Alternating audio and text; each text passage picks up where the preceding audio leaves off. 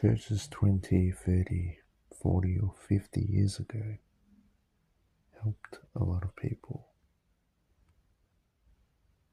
Not now.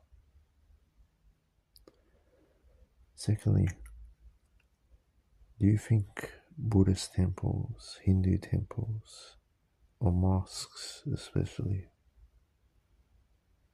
would be generous? No. If a Jewish man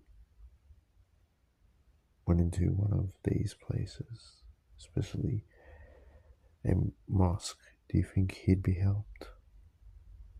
No. So, cut the crap. This social experiment stuff, pointless.